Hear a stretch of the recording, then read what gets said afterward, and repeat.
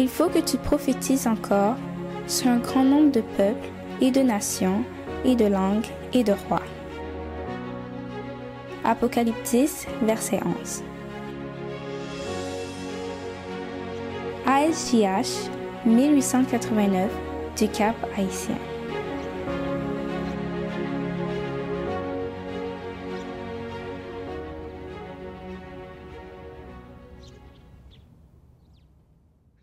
Chers amis, salut.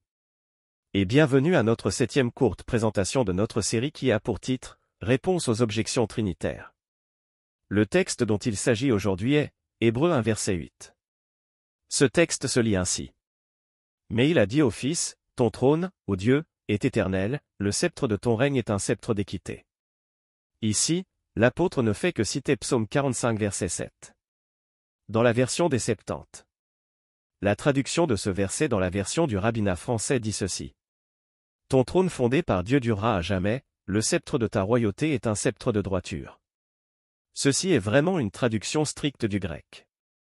Si elle est correcte, il n'existe aucun conflit apparent, mais, si la traduction de la Bible King James et d'un nombre d'autres traductions est correcte. Comment devons-nous considérer ce verset?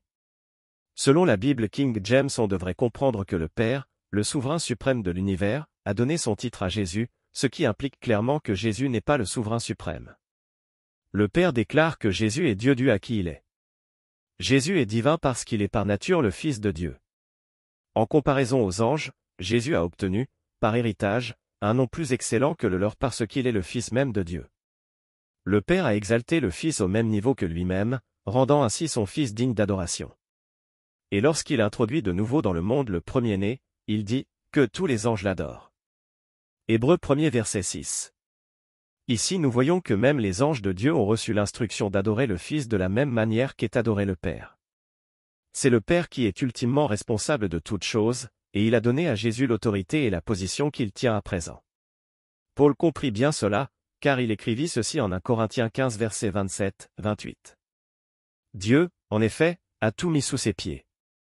Mais lorsqu'il dit que tout lui a été soumis, il est évident que celui qui lui a soumis toutes choses est excepté. Et lorsque toutes choses lui auront été soumises, alors le Fils lui-même sera soumis à celui qui lui a soumis toutes choses, afin que Dieu soit tout en tous.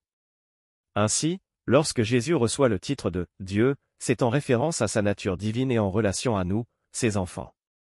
Cependant, il n'est pas le Père lui-même. Éphésiens 1 verset 17 est en accord avec cela, car ici le Père est appelé « le Dieu de notre Seigneur Jésus-Christ ».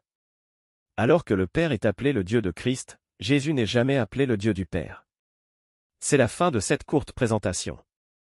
Le prochain que nous verrons est Ésaïe 9 verset 5. Texte qui nous dit « Un enfant nous est né ». Si vous n'êtes pas encore abonné à notre chaîne, n'hésitez pas à le faire.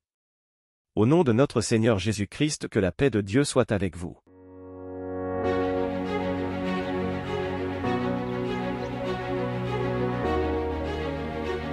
Et de nations, et de langues, et de rois.